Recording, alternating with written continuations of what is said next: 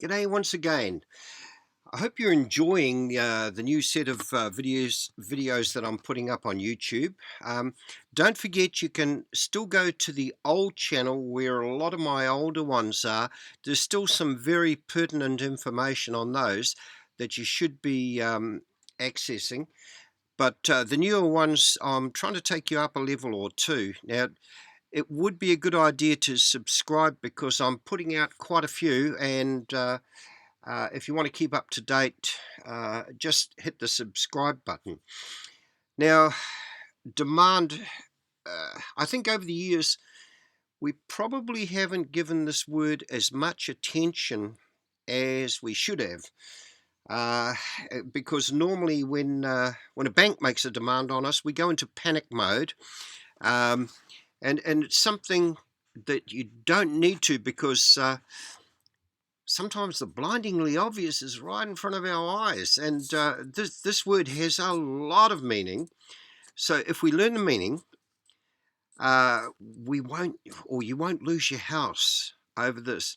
Now, in the past, I only ever looked at demand in our local New Zealand dictionary, but for some reason this morning I got up and looked in Bovier's, and wow, what a different light it has thrown on the subject. So without further ado, let's have a look at demand from Bovier's online dictionary. Now, this is one of the oldest dictionaries around, so it would be, it's very accessible, so just go online and search for it. Now, demand means contracts, a claim, a legal obligation. But this next part is unbelievable. Lord Coke says that demand is a word of art. A word of art. And of an extent in its signification greater than any other word except claim. Now, just that alone should pick the antennas up and think, now why? So let's delve a little bit deeper. Hence, a release of all demands is, in general, a release of all covenants, real and personal, conditions, whether broken or not, annuities, recognizances, obligations, contracts, and the like. It may take a little while for those two sentences to sink in, but please let it sink in. But a release of all demands does not discharge rent before it is due, if it be a rent incident to the reversion, for the rent was not only not due, but the consideration, the future enjoyment of the lands for which the rent was to be given, was not executed. Now, it moves on to demand in practice. And this is the one where, unfortunately, a lot of us got caught out with getting a demand from the bank. A requisition or a request by one individual to another to do a particular thing. Now, you need to look at that carefully there. By one individual to another to do a particular thing. Okay, so they're not saying the bank to the straw man. A man must send that to another man. So get that very clear in your head. Demands are either express or implied.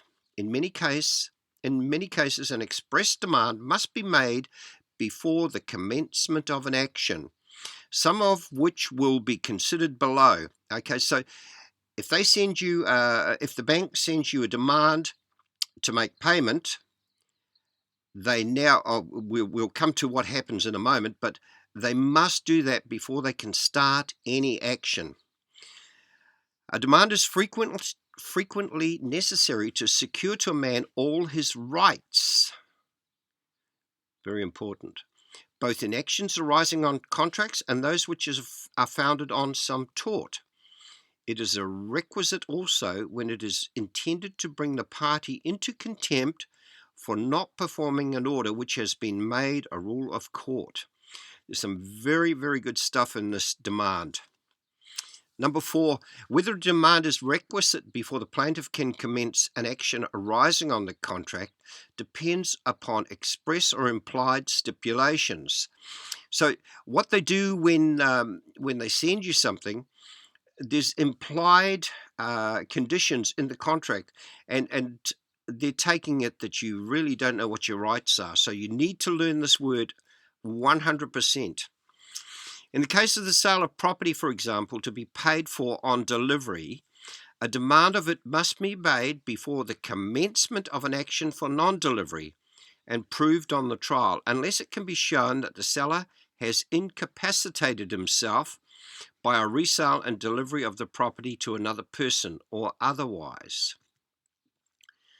5. On the same principles, a request on a general promise to marry, we don't really need that one, but we'll move on. A demand of rent must always be made before a re-entry for the non-payment of rent. Now, this is where they catch us. When they demand payment, what they're doing is re-entering our property. Now, it's not the property, the house and land that you think it is. It's the property, the real estate, not the fictional estate. When a note is given and no time of payment is mentioned, it is payable immediately. That's for bills of exchange, etc. There are cases where a demand is not originally necessary but becomes so by the act of the obligor. On a promissory note, no express demand for payment is requisite before bringing an action. So they're talking about bills of exchange here, which is a different area which I don't want to venture into at this particular time, because we're talking more about when a bank or a municipal authority comes after us. Number 9, when a debt or obligation is payable and no day of payment is fixed, it is payable on demand.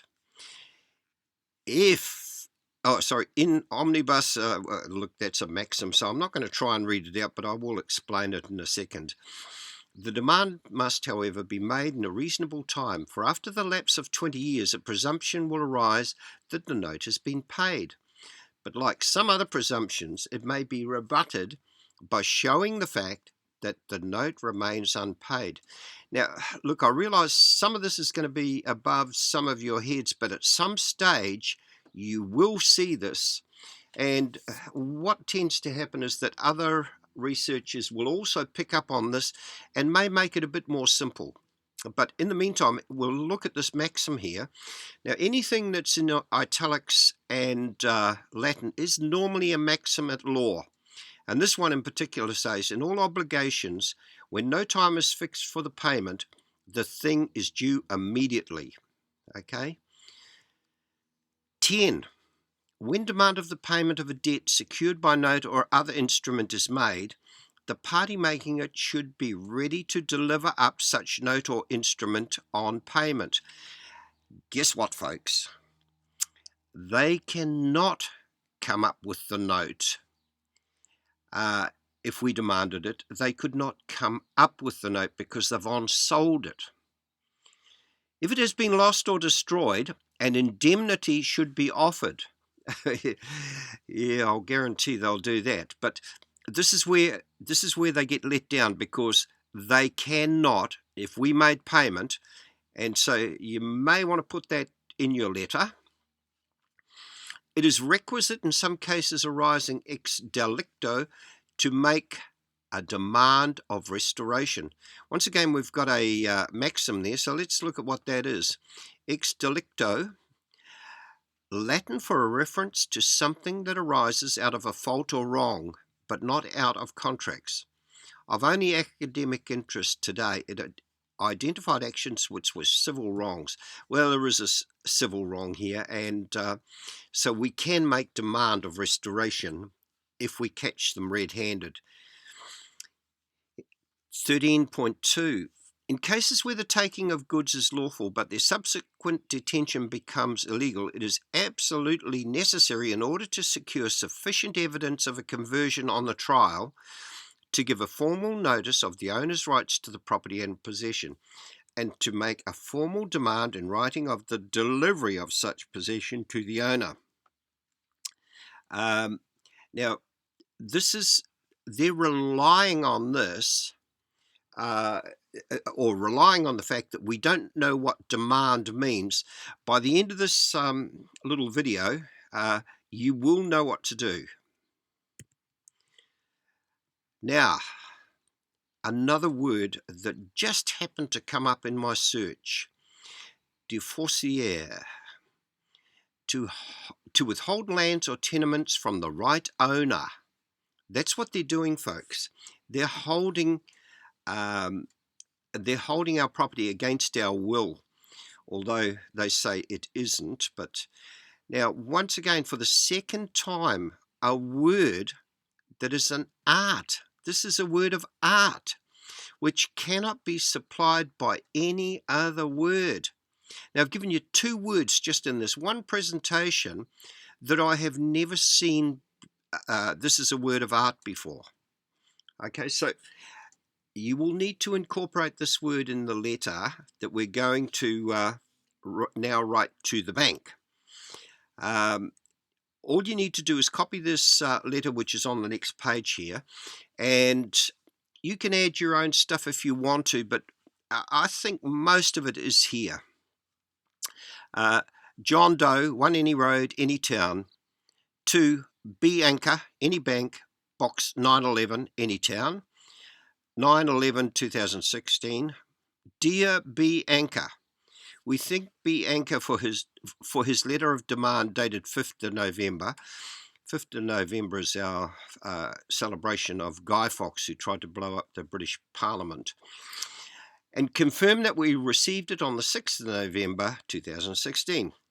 We address B Anchor in his private and unlimited capacity and formally notice B Anchor that any power of attorney given to any bank or to B Anchor was given without full, complete, true, certain, and not misleading disclosure.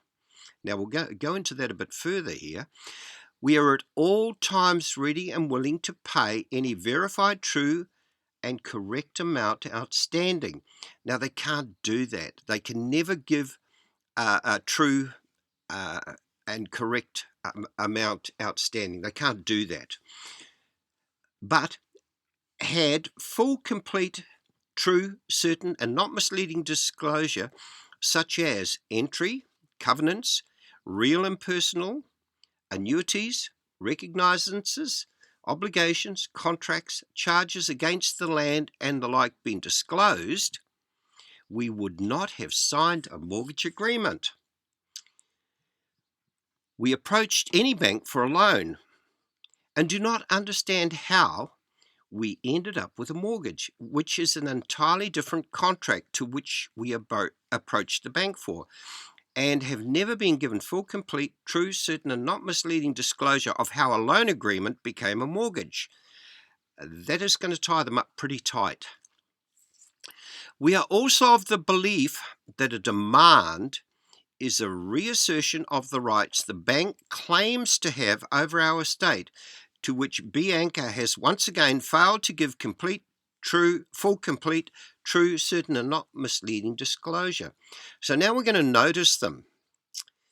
We now notice B Anchor that as of this date, the 9th of November 2016, that we will now revoke all powers assumed, expressed, or implied, and reclaim our lawful right to our land currently held défaussaire. Now that's that word that I told you about. Warning: our signature autograph below is restricted and for identification on this letter only. Any rights, privileges assumed, expressed, or implied by the bank or any other person is revoked. Yours sincerely. Okay, now that's the type of letter that we're going to, if we should get a demand notice from the bank or from any municipal authority trying to reassert their rights, that is the type of letter that we want to be sending.